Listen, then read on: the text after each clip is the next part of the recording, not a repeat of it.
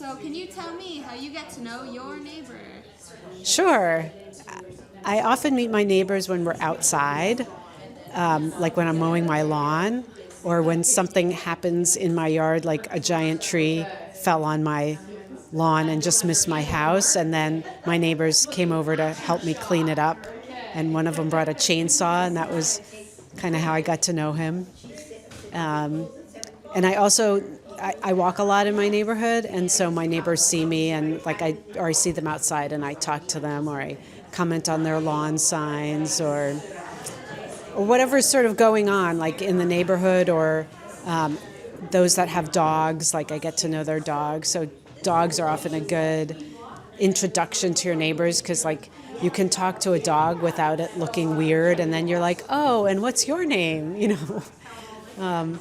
So those are kind of my strategies, and mostly outside of the house, like when we're sort of in a safe and not intimate space, a shared public space. That's how we get to know each other. I live in Northfield, so we have a very tight-knit community, not a lot of people, but the way I got to know my neighbors was through experiences. They have children, so one thing that we did was sometimes I would drop over food to them, and when I had my baby, she actually dropped over food to me. And then we really got to know each other and just have our children be friends. So because of that, I feel like food is the connection that really builds people together, no matter who you are or where you're from. We are also a firefighter family, so we come across of a lot of people who we help in the community because of my husband. Also going on like family walks, just seeing everybody who lives on our street. So it's a really tight-knit community. Why do you think it's like harder to get to know your neighbor these days than in the past? I don't know. I've only really lived in like one area, so I feel maybe it's just the feeling of loneliness or not really understanding how to talk to people or like really know how to like integrate yourself. That can be really hard for people, especially after being in a time period of isolation after the pandemic. Which is something I'm very passionate about, getting people together and knowing each other. That's such a good question, and I think it can be a hard thing to do on your own. Just to sort of walk over to someone, your neighbor, and introduce yourself. I mean, I think you can do like that initial getting to know and those pleasantries, but getting beyond that is harder. So one thing that I've participated in my community is we have a community music event that we put together, which allows people to connect over music and also to just socialize. So the way it works is that I'm part of a house band that performs, and then we have an open mic component so people can come and perform, and it's everybody from new beginners, first time, to people with a lot of experience playing music. And so there's some folks that are really interested in the music part, and then some of the people who come are a little bit more interested in the social part of it. So for that piece, we usually have some refreshments, and we have an area where people can sit and connect, and they can sort of hear the music and hear that there's something going on, but they have that opportunity to socialize.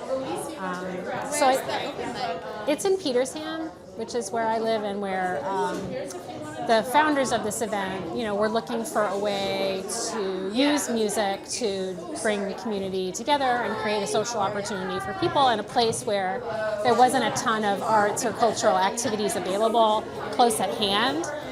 So we decided to sort of create it for ourselves, and it's been going strong for 10 years now. My answer is maybe a little unusual, but I live in a co-housing community. So we moved in specifically to be able to really get to know our neighbors very well and to be in a neighborhood where everyone knows each other really well. And we actually started working on building the community. Like, we joined a community that existed to plan the community but didn't exist in a physical space yet. So it was like, for us, 2 years into the project and 2 more years before the houses were even built. So by the time our houses were built, we all knew each other pretty intensely well. We'd had to go through the process of designing a community and funding a community together using all consensus decision-making process and everything. So that's a pretty unusual situation, but it has worked out really phenomenally. As a place to raise our kids can walk in and out of a million neighbors' houses, and all of their neighbors feel like aunts and uncles to them, and all of my neighbors' kids feel like nieces and nephews to me. So it's a pretty special, intentional kind of community. So you're all about knowing your neighbors. I'm all about knowing your neighbors, yes. Well, at home, it's funny, I really get to know my neighbors during snowstorms and and droughts, like right now, because it's like, like who's watering and but you don't really want to be outside, so you're sharing resources. Also, what's really funny is I had a tree fall onto my property recently, and that was a great way to reconnect with one of my older neighbors who I hadn't seen in like 2 years. So it was really a great opportunity. So that's one way to meet with neighbors. And the other way is through my job, is through the library, because I have people come in and they want their library card updated. I'm like, oh, you're my neighbor. You live behind me. So that's one. Those are two ways that I get to know my neighbors a little bit better. Awesome. So, how do I connect with my neighbors? Wow, I'm feeling really put on the spot right now. In my actual neighborhood, I have a neighbor who we call Hey Neighbor, and we do that because for years, ever since we moved to our house, she's always walked by the end of our driveway and yelled, Hey Neighbor, and we always yell back, Hey Neighbor, and then we started chit-chatting with her, and then soon enough, she'd stop by and we'd have a beer or something, but in my cell phone, she was Hey Neighbor, but her real name's Laura. She's pretty great, though, because she keeps tabs on everybody in the neighborhood, and sometimes she'll organize like a Greenfield pub crawl or something. We also have a block party in our neighborhood. My friend Fern and I started it, and that's been pretty fun. And then also working at the library. I mean, I feel like this is a small town. We're all neighbors. We all know each other. How do I personally get to know my neighbors? It really helps if I park on the street. I notice that if I park in my parking garage and shut the door as I'm coming in, then I don't get to interact with my neighbors. And I've had the pleasure over the last few years of having 2 little boys grow up across the street from me. And my 2 boys grew up on this street. And so I know how important it is to have other adults. And so it's kind of fun if I park in the parking lot or on the street, I will talk to them. So being physically out in front of my house helps a lot. Like I sit a lot of times on my porch, and as anybody walks by, I say, hi, how's it going? Or come down and see your dog or something like that. We also have a once a year or so neighborhood barbecue. Where we'll get together usually around the 4th of July or Memorial Day, and we sort of put little flyers in everybody's mailbox, and usually a lot of people show up, and that's kind of a really nice opportunity to get to know each other too. Awesome. I think that's most of the ways. Awesome. Any advice you could give to someone who doesn't know their neighbors? Bring treats to someone when they first move in. This winter I was super busy, and I did not actually bring treats like a cake or cookies or whatever to my newest neighbor, and now I still don't know them, and it feels a little awkward. So I think kind of taking that moment when something has changed. So it could be that they have a new dog, or you have a new dog, or someone had a baby, or they're new in the neighborhood. That's a great moment to do it.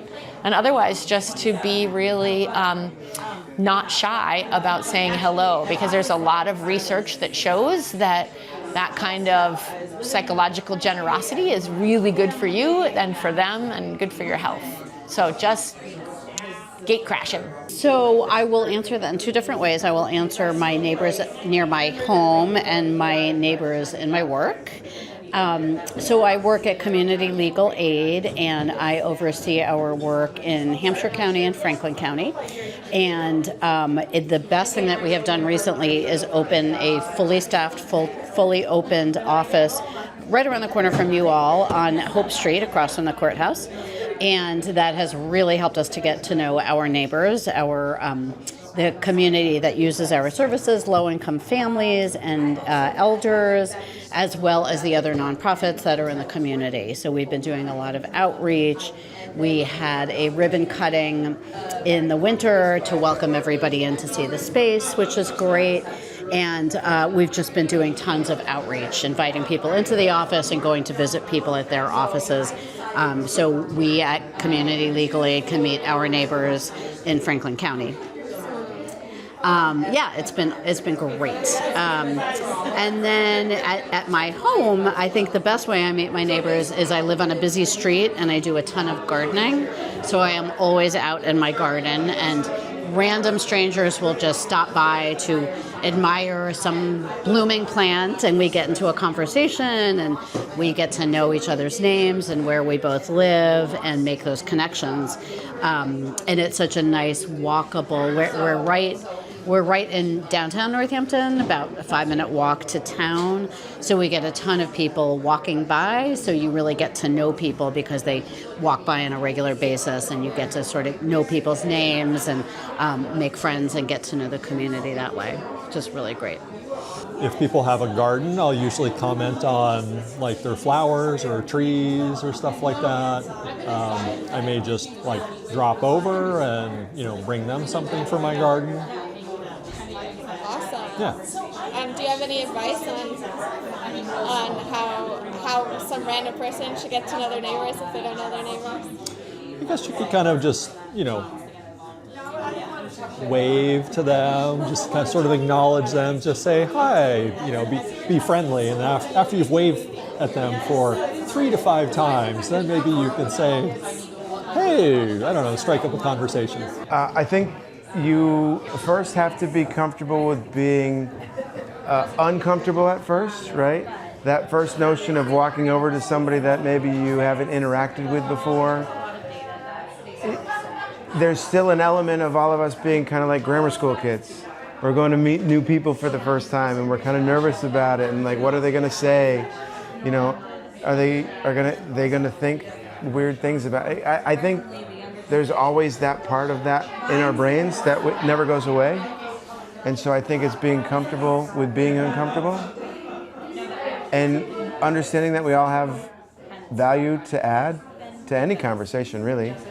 That's the one thing that's really stood out to me in my time at the United Arc is understanding the diversity, the value of the diversity of viewpoints or thoughts. It really kind of helps all of us. Like, there's so much that I've taken from getting to meet so many different people, whether it be at a situation like today, like just a kind of a random event like today, and getting to meet some people and hearing what they have to say and sparking thoughts that I would have never thought otherwise. And then hopefully being able to do the same with them. There's just like a lot of value that we bring. And I also think that like we've lost some ability to socialize because of everything that's happened over the last couple of years.